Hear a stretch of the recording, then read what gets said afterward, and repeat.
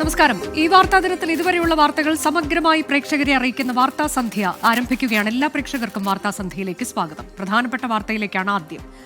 ഭാരതാംബ ചിത്ര വിവാദത്തിന് പിന്നാലെ ഗവർണറുടെ അധികാരങ്ങൾ പാഠപുസ്തകത്തിൽ ഉൾപ്പെടുത്താൻ പൊതുവിദ്യാഭ്യാസ വകുപ്പിന്റെ തീരുമാനം.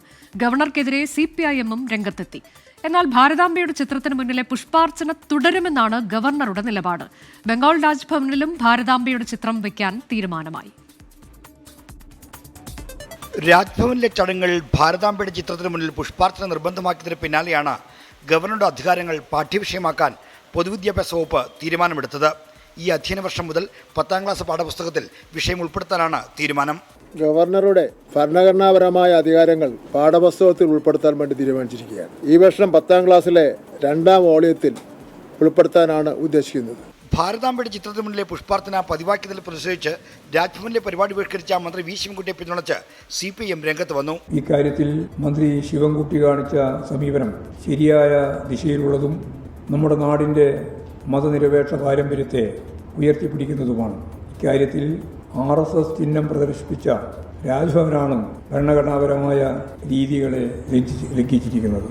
ഗവർണർക്കെതിരായ നിലപാട് ഘടിപ്പിച്ച് CPIM ശക്തമായ രംഗത്തുണ്ട്. ഭരണഘടനാ വിരുദ്ധമായ നിയമവിരുദ്ധമായ ബിംബങ്ങളും പ്രതീകങ്ങളും എല്ലാം സ്ഥാപിച്ചുകൊണ്ട് അതാണ് ഭാരതമാതാവെന്ന് വ്യാഖ്യാനിച്ചുകൊണ്ട് ഒരു RSS കാര്യാലയമാക്കി രാജ്ഭവനെ മാറ്റാൻ വാശി പിടിച്ചാൽ മന്ത്രിക്ക് അതല്ലാതെ വേറെ പോകാൻ വഴിയില്ല. ഭാരതാംബ വിവാദത്തിൽ കേരള ഗവർണറുടെ പാത പിന്തുടരാൻ പശ്ചിമബംഗാൾ രാജ്ഭവനും തീരുമാനിച്ചു. ഭാരതാംബയുടെ ചിത്രം രാജ്ഭവനിൽ സ്ഥാപിക്കാൻ ബംഗാൾ ഗവർണർ CV ആനന്ദബോസ് നിർദ്ദേശം നൽകി. 24 തിരുവനന്തപുരം. ഭാരതാംബ ചിത്ര വിവാദം തുടരുന്നതിനിടെ വിദ്യാഭ്യാസ മന്ത്രി വി ശിവൻകുട്ടിക്ക് നേരെ ABVP പ്രതിഷേധം. തിരുവനന്തപുരത്ത് മന്ത്രിയുടെ വാഹനവ്യൂഹത്തിന് മുന്നിലേക്ക് ABVP പ്രവർത്തകർ ചാടി വീഴുകയായിരുന്നു. പ്രതിഷേധത്തെ തുടർന്ന് മന്ത്രിയുടെ വാഹനവ്യൂഹം റോഡിൽ കുടുങ്ങി. അതേസമയം ഗവർണർക്കെതിരെ SFI നടത്തിയ മാർച്ച് സംഘർഷത്തിൽ കലാശിച്ചു. പ്രവർത്തകർക്ക് നേരെ പോലീസ് ജലപീരങ്കി പ്രയോഗിച്ചു. PM ശ്രീ പദ്ധതിയിൽ ഒപ്പിടും വരെ വിദ്യാഭ്യാസ മന്ത്രിയെ വഴിയിൽ തടയുമെന്ന് ABVP സംസ്ഥാന സെക്രട്ടറി EU ഈശ്വരപ്രസാദ് പറഞ്ഞു.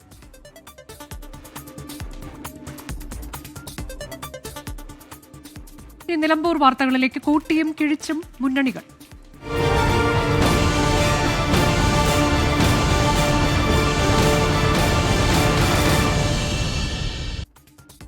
നിലമ്പൂർ ഉപതെരഞ്ഞെടുപ്പിൽ PV അൻവർ പിടിക്കുന്ന വോട്ടുകൾ നിർണായകമെന്ന് CPIM സംസ്ഥാന സെക്രട്ടേറിയറ്റ്. LDF-ന് വലിയ വിജയം ഉറപ്പെന്ന് സംസ്ഥാന സെക്രട്ടറി MV ഗോവിന്ദൻ പറഞ്ഞു. ചരിത്ര ഭൂരിപക്ഷത്തോടെ വിജയിക്കുമെന്ന കണക്കുകൂട്ടലിലാണ് UDF-ഉം. 25,000-ഓളം വോട്ടുകൾ നേടുമെന്നതാണ് അൻവർ ക്യാമ്പിന്റെ പ്രതീക്ഷ. പോളിംഗ് ശതമാനം 75% പിന്നിട്ടതോടെ ബൂത്ത് തല കണക്കെടുത്ത് വിശകലനം ചെയ്യുകയാണ് മുന്നണികൾ. PV അൻവറിന്റെ സ്ഥാനാർത്ഥിത്വവും UDF-ലെ ഭിന്നതകളും LDF-ന് വിജയം നൽകുമെന്ന് CPIM സംസ്ഥാന സെക്രട്ടേറിയറ്റ് വിലയിരുത്തി. അമരമ്പലം, ചുങ്കത്തറ, നിലമ്പൂർ നഗരസഭ എന്നിവിടങ്ങളിലാണ് മുന്നേറ്റമുണ്ടാക്കുക എന്നും LDF കണക്ക്. UDF നടത്തിയ തെറ്റായ പ്രചരണങ്ങളെ തുറന്നു കാണിക്കാനും ഉപതെരഞ്ഞെടുപ്പ് പ്രവർത്തനത്തിന്റെ ഭാഗമായി സാധിച്ചു. മതനിരപേക്ഷ ഉള്ളടക്കത്തെ ഉയർത്തിക്കാണിക്കാനും അതിനെതിരായി രൂപം കൊണ്ട വർഗീയ കൂട്ടുകെട്ടുകളെ തുറന്നു കാണിക്കാനും ആ മണ്ഡലത്തിൽ നല്ലതുപോലെ ഇടതുപക്ഷ ജനാധിപത്യ മുന്നണിക്ക് സാധിച്ചു. ഇപ്പോഴ് പോളിംഗ് കഴിഞ്ഞപ്പോൾ ഇടതുപക്ഷ ജനാധിപത്യ മുന്നണിക്ക് വലിയ രീതിയിലുള്ള വിജയം ഉറപ്പാക്കാനാവുന്നു എന്നുള്ളതാണ് വസ്തുത. അമരമ്പലം ഒഴിച്ചുള്ള 6 പഞ്ചായത്തുകളിൽ കൃത്യമായ ലീഡുണ്ടാവുമെന്ന് UDF. അൻവർ മത്സരിച്ചത് UDF-ന് ഗുണമായി എന്നും പ്രാഥമിക വിലയിരുത്തൽ.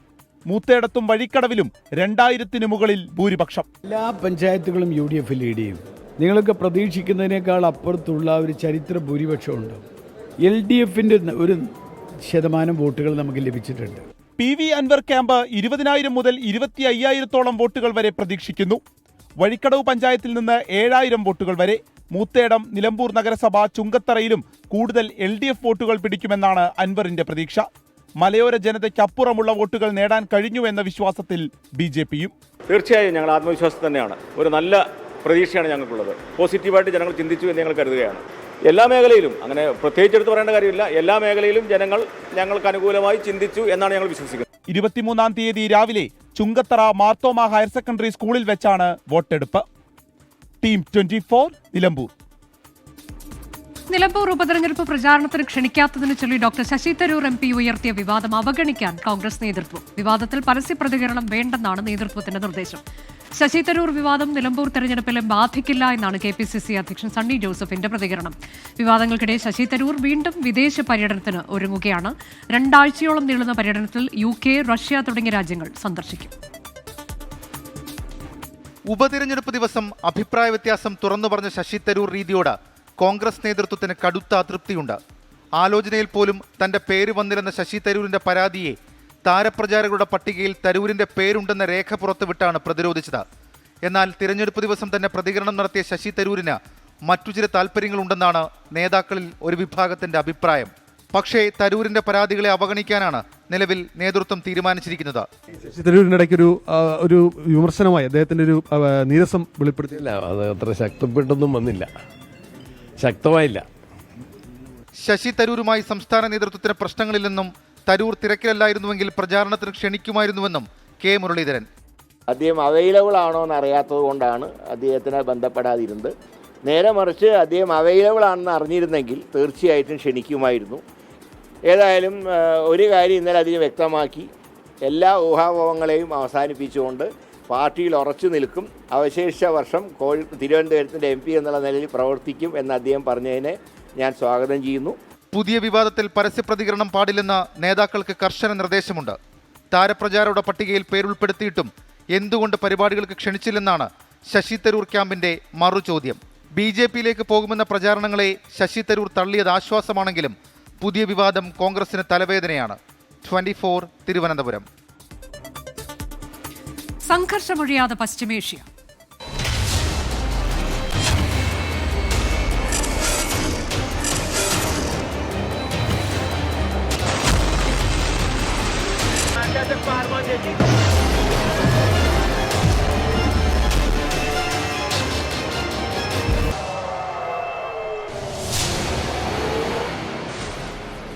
ഇറാനിൽ കുടുങ്ങിയ കൂടുതൽ ഇന്ത്യക്കാരെ തിരിച്ചെത്തിക്കും. മഷദിൽ നിന്ന് 1000-ഓളം ഇന്ത്യക്കാരെയാണ് ഇന്നും നാളെയുമായി ഡൽഹിയിൽ എത്തിക്കുക. ഓപ്പറേഷൻ സിന്ധുവിനായി ഇറാൻ വ്യോമപാത താത്കാലികമായി തുറന്നു. ഇന്ത്യ ഉൾപ്പെടെയുള്ള രാജ്യങ്ങൾ ഇസ്രയേൽ ആക്രമണത്തെ അപലപിക്കണമെന്ന് ഇറാൻ ആവശ്യപ്പെട്ടു. അർമേനിയ വഴി പൗരന്മാരെ ഒഴിപ്പിക്കുന്നതിൽ പ്രായോഗിക ബുദ്ധിമുട്ട് നേരിടുന്ന സാഹചര്യത്തിലാണ് ഇറാൻ വ്യോമപാത തുറക്കണമെന്ന് ഇന്ത്യ ആവശ്യപ്പെട്ടത്. ആവശ്യം അംഗീകരിച്ച് ഇറാൻ ഒഴിപ്പിക്കൽ നടപടിക്കായി വ്യോമപാത താൽക്കാലികമായി തുറന്നു. സുരക്ഷിത നഗരമായ മഷ്ഹദിലെത്തിച്ച ഇന്ത്യൻ പൗരന്മാരെ ഇറാൻ വിമാന കമ്പനിയായ മഹാൻ എയർവേസിൽ ഇന്ത്യയിലെത്തിക്കും. തിരിച്ചെത്തുന്നവരിൽ മലയാളികളുണ്ടോ എന്ന് വ്യക്തമല്ല. ഇന്ത്യയിലെ Iran deputy chief of mission Mohammad Javan ഹൊസൈനിയാണ് ഇക്കാര്യം അറിയിച്ചത്. കൂടാതെ ഇന്ത്യ ഉൾപ്പെടെ എല്ലാ രാജ്യങ്ങളും ഇറാനെതിരായ ആക്രമണത്തെ അപലപിക്കണമെന്നും ഹൊസൈനി ആവശ്യപ്പെട്ടു. We believe every country, including India, to condemn these aggressions, not because of Iran or because of this conflict, just because of it will open the way for the other country who actually have in their mind to attack the neighbor on some baseless allegations. We can find in our region such as this kind of the countries who actually have this kind of looking for excuses. If you don't condemn it, you are giving them incentive. നേരത്തെ ടെഹ്റാനിലെ വിവിധ സർവകലാശാലകളിൽ പഠിക്കുന്ന 600 വിദ്യാർത്ഥികളെ ക്വാം നഗരം വഴി മഷ്ഹദിൽ എത്തിച്ചിരുന്നു. അതേസമയം ഇസ്രയേലിൽ നിന്ന് തിരിച്ചു വരാൻ ആഗ്രഹിക്കുന്നവരുടെ വിവരങ്ങൾ ഇന്ത്യൻ എംബസി ശേഖരിച്ചു തുടങ്ങി. ഇവരെയും വൈകാതെ രാജ്യത്ത് തിരിച്ചെത്തിക്കുമെന്ന് വിദേശകാര്യ മന്ത്രാലയം വ്യക്തമാക്കി. 24 ഡൽഹി. വാർത്താസന്ധ്യ തുടരുന്നു. എറണാകുളത്ത് 11-കാരിയെ പീഡിപ്പിച്ച പ്രതി പിടിയിൽ. അസം സ്വദേശി അബ്ദുൾ ജലീലാണ് പിടിയിലായത്. വിഷ്ണു സുരേഷ് വിവരങ്ങളുമായി. വിഷ്ണു, ഈ വാർത്തയുടെ വിശദാംശങ്ങൾ. അനുജ, 11 വയസ്സുകാരെ ലൈംഗികമായി ഉപദ്രവിക്കാൻ ശ്രമിച്ച പ്രതിയെയാണ് കളമശ്ശേരി പോലീസ് പിടികൂടിയത്. കഴിഞ്ഞ ദിവസമായിരുന്നു സംഭവം. ഇവർ അടുത്തടുത്താണ് താമസിക്കുന്നത്. കുട്ടി വെള്ളമെടുക്കാൻ പോകുന്നതിനിടയിൽ ഈ അസം സ്വദേശിയായ അബ്ദുൾ ഈ കുട്ടിയെ കയറി പിടിച്ചു എന്നുള്ളതാണ് പരാതിയിൽ പറയുന്നത്. പോലീസ് മാതാപിതാക്കളുടെ പരാതിയുടെ അടിസ്ഥാനത്തിൽ പോക്സോ കേസ് രജിസ്റ്റർ ചെയ്യുകയും ഇയാളെ പിടികൂടുകയുമായിരുന്നു. ഇയാളെ റിമാൻഡ് ചെയ്യാനുള്ള നടപടിയിലേക്ക് കളമശ്ശേരി പോലീസ് കടന്നിട്ടുണ്ട്. അനുജ, എറണാകുളത്താണ് 11-കാരിയെ പീഡിപ്പിക്കാൻ ശ്രമിച്ച പ്രതി പിടിയിലായത്. അസം സ്വദേശി അബ്ദുൾ ജലീലാണ് പിടിയിലായത്. സുരക്ഷാ പരിശോധന നടത്താതെ സർവീസ് നടത്തിയതിന് എയർ ഇന്ത്യക്ക് DGCA മുന്നറിയിപ്പ് നൽകിയിരുന്നതായി വാർത്താ ഏജൻസിയായ റോയിറ്റേഴ്സ്. 3 എയർബസ് വിമാനങ്ങൾ പ്രോട്ടോകോൾ ലംഘിച്ച് സർവീസ് നടത്തിയതായാണ് കണ്ടെത്തൽ. അതിനിടെ അഹമ്മദാബാദ് വിമാനാപകടത്തിൽ മരിച്ച കൂടുതൽ പേരെ തിരിച്ചറിഞ്ഞു. DGCയുടെ റിപ്പോർട്ടിനെ ഉദ്ധരിച്ചാണ് റോയിട്ടേഴ്സ് വാർത്ത. 3 എയർബസ് വിമാനങ്ങൾ നിർബന്ധമായും നടത്തേണ്ട സുരക്ഷാ പരിശോധന നടത്താതെ സർവീസ് നടത്തിയെന്നാണ് കണ്ടെത്തൽ. A320 എന്ന എയർബസ് വിമാനം 1 മാസം വൈകി മെയ് 15-നാണ് സുരക്ഷാ പരിശോധന നടത്തിയത്. ഈ 1 മാസത്തിനിടെ വിമാനം ഉപയോഗിച്ച് air India Dubai, Riyadh, Jeddah എന്നിവിടങ്ങളിൽ സർവീസ് നടത്തി. മറ്റൊരു വിമാനം എസ്കേപ്പ് സ്ലൈഡറിന്റെ അറ്റകുറ്റപ്പണി നടത്താതെ സർവീസ് നടത്തി. മെയിൻ്റനൻസ് എഞ്ചിനീയറാണ് എസ്കേപ്പ് സ്ലൈഡറിന്റെ തകരാറുള്ളതായി കണ്ടെത്തിയത്. കൂടാതെ ആഭ്യന്തര സർവീസ് നടത്തിയിരുന്ന A319 എന്ന എയർബസിന്റെ സർവീസ് 3 മാസം വൈകിയെന്നും റിപ്പോർട്ടിൽ പറയുന്നു. കൃത്യസമയത്ത് സുരക്ഷാ പരിശോധനകളുടെ റിപ്പോർട്ട് നൽകുന്നതിലും എയർ ഇന്ത്യ വീഴ്ച വരുത്തി. പ്രോട്ടോകോൾ ലംഘിച്ച് സർവീസ് നടത്തിയതിന് എയർ ഇന്ത്യക്ക് DGCA നോട്ടീസ് നൽകിയിരുന്നതായും ഇതിന് കൃത്യമായി മറുപടി നൽകിയിരുന്നില്ലെന്നും റോയിട്ടേഴ്സ് റിപ്പോർട്ടിൽ പറയുന്നു. സുരക്ഷാ പരിശോധനകളിൽ വീഴ്ച വരുത്തിയെന്ന റിപ്പോർട്ടിനോട് എയർ ഇന്ത്യ ഔദ്യോഗികമായി പ്രതികരിച്ചിട്ടില്ല. അതിനിടെ അഹമ്മദാബാദ് അപകടത്തിൽ മരിച്ച 220 പേരെ ഇതുവരെ തിരിച്ചറിഞ്ഞു. 202 പേരുടെ മൃതദേഹങ്ങൾ ബന്ധുക്കൾക്ക് വിട്ടുനൽകി. മലയാളിയായ രഞ്ജിതയുടെ മൃതദേഹം ഇതുവരെ തിരിച്ചറിഞ്ഞിട്ടില്ല. 24 ഡൽഹി. കണ്ണൂർ കായലോട്ട് സദാചാര ആക്രമണത്തിൽ മനം നൊന്ത യുവതി ആത്മഹത്യ ചെയ്തതിൽ കുടുംബത്തിന്റെ ആരോപണം തള്ളി പോലീസ്. അറസ്റ്റിലായ പ്രതികൾക്കെതിരെ കൃത്യമായ തെളിവുകളുണ്ടെന്ന് city police commissioner P. Nitin Raj വ്യക്തമാക്കി. ആത്മഹത്യയ്ക്ക് കാരണം ആൺസുഹൃത്താണെന്ന് ആരോപിച്ച് യുവതിയുടെ കുടുംബം പോലീസിൽ പരാതി നൽകി. ജീവനൊടുക്കിയ റസീനയുടെ ആത്മഹത്യക്കുറിപ്പാണ് കേസിലെ നിർണായക തെളിവ്. ഞായറാഴ്ച വൈകിട്ട് നടന്ന സംഭവത്തെക്കുറിച്ച് 3 പേജുള്ള ആത്മഹത്യക്കുറിപ്പിൽ റസീന വിശദീകരിച്ചിട്ടുണ്ടെന്ന് പോലീസ് പറയുന്നു. ഇതിന്റെ അടിസ്ഥാനത്തിലാണ് SDPI പ്രവർത്തകരായ 3 പേരെ അറസ്റ്റ് ചെയ്തത്. ഇവരെല്ലാവരും ഭീഷണിപ്പെടുത്തുകയും അടിക്കുകയും ചെയ്ത ഒരു സാഹചര്യത്തെ പറ്റിയിട്ടാണ് സൂയിസൈഡൽ നോട്ടിൽ ഞങ്ങൾക്ക് മനസ്സിലായിട്ടുള്ളത്. അതിനെപ്പറ്റി കൂടുതലായിട്ട് അന്വേഷണം നടത്തുന്നത്. ഇതിലെ സുഹൃത്തിൻ്റെ കയ്യിൽ നിന്നുള്ള ഫോണും ഇവർ തമ്മിലുള്ള സംഭാഷണങ്ങൾ അടങ്ങിയിരിക്കുന്ന ഫോണും എല്ലാം തന്നെ പോലീസ് റിക്കവർ ചെയ്തിട്ടുണ്ട്. അത് പ്രതികളുടെ കൈവശത്തു നിന്നാണ്. യുവതിയുടെ സുഹൃത്തായ റഹീസിനെ പ്രതികൾ മർദ്ദിച്ചെന്നും പോലീസ് പറഞ്ഞു. അതിനിടെ യുവാവിനെ SDPI ഓഫീസിലെത്തിച്ച ദൃശ്യങ്ങൾ പുറത്തു വന്നു. SDPI ഓഫീസിൽ വെച്ച് യുവാവിനെ വിചാരണ ചെയ്തെന്നായിരുന്നു ഉയർന്ന ആരോപണം. എന്നാൽ മധ്യസ്ഥ ചർച്ച മാത്രമാണ് ഉണ്ടായതെന്നാണ് SDPI നേതൃത്വത്തിന്റെ വിശദീകരണം. നേരെ തിരിച്ചിട്ട് നമുക്ക് പറയാൻ അറിയില്ല. ഒരു പാവം പെട്ടാണ് നിരപരാധി. നേരെ ഭാര്യവിട്ടേക്ക് വലിയ വിഷയമൊന്നുമില്ല. യുവതിയുടെ സുഹൃത്തിനെതിരെയാണ് കുടുംബത്തിന്റെ ആരോപണം. റസീനയെ സാമ്പത്തികമായും ശാരീരികമായും യുവാവ് ചൂഷണം ചെയ്തെന്ന് കുടുംബം ആരോപിക്കുന്നു. ഇപ്പം അറസ്റ്റിലിരിക്കുന്ന മക്കളുണ്ടല്ലോ, ഒന്നിനും പോകാത്ത പിള്ളേരാ. മോളെ ഒരു വിഷമം നമ്മളെ അടുത്ത് അങ്ങനെ കാണിക്കാറില്ല, തുറന്നൊന്നും സംസാരിക്കില്ല. ഈയിടെയായിട്ട് ചെറുക്കനുമായിട്ട് കൂട്ടുകെട്ട് എൻ്റെ തിരികെ നമ്മളൊന്നും കണ്ടുകൂടാ. കുറച്ച് നാളായിപ്പോൾ ഒക്കെ നമ്മളെ മോക്ക് നീതി കിട്ടണം. കുടുംബത്തിന്റെ പരാതിയും പോലീസിന്റെ അന്വേഷണ പരിധിയിലുണ്ട്. അന്വേഷണത്തിനായി തലശ്ശേരി ACPയുടെ നേതൃത്വത്തിൽ പ്രത്യേക സംഘത്തെ നിയോഗിച്ചു. 24 കണ്ണൂർ. തിരികെ വാർത്താസന്ധ്യയിലേക്ക്. അഖിൽ P. ധർമ്മജന്റെ റാം കെയർ ഓഫ് ആനന്ദി എന്ന നോവലിന് കേന്ദ്ര സാഹിത്യ അക്കാദമിയുടെ യുവ പുരസ്കാരം ലഭിച്ചതിൽ വിവാദം. അഖിലിന് കേന്ദ്ര യുവ ബിസിനസ് പുരസ്കാരമാണ് കൊടുക്കേണ്ടിയിരുന്നതെന്ന് കൽപ്പറ്റ നാരായണൻ പറഞ്ഞു. പുരസ്കാരം ലഭിച്ചതുകൊണ്ട് മാത്രം നല്ല കൃതിയാകില്ല എന്ന് പ്രൊഫസർ MK സാനു വിമർശിച്ചു. മാനസികമായി തളർത്തി എഴുത്തിൽ നിന്ന് പിന്തിരിപ്പിക്കുകയാണ് ചിലരുടെ ലക്ഷ്യമെന്ന് അഖിൽ P. ധർമ്മജൻ 24നോട് പറഞ്ഞു. സാഹിത്യമൂല്യമുള്ള പല പുസ്തകങ്ങളെയും പിന്തള്ളിയാണ് റാം കെയർ ഓഫ് ആനന്ദിക്ക് പുരസ്കാരം കൊടുത്തതെന്ന ആരോപണമാണ് ഇപ്പോൾ ഉയരുന്നത്. ഒരു പൾപ്പ് കൃതിക്ക് അല്ലെങ്കിൽ ഒരു പൈങ്കിളി കൃതിക്ക് ഇങ്ങനെ ഒരു അവാർഡ് കൊടുക്കുമ്പോൾ വലിയ വിൽപ്പനയായി എന്നതൊഴിച്ചാൽ മറ്റൊരു സവിശേഷതയും പറയാനില്ലാത്ത ഒരു കൃതിക്ക് കൊടുക്കുമ്പോൾ പ്രതിഷേധിക്കണം. പുരസ്കാരം ലഭിച്ചതുകൊണ്ടും കൂടുതൽ വിറ്റഴിഞ്ഞതുകൊണ്ടും ഒരു പുസ്തകവും മികച്ചതാവില്ലെന്ന് പ്രൊഫസർ MK സാനു. വിറ്റുപോയ പുസ്തകവും ഒരു പോപ്പുലാരിറ്റി എന്ന് പറയുന്നതും പുസ്തകം നല്ലതാണെന്നുള്ള തെളിവല്ല.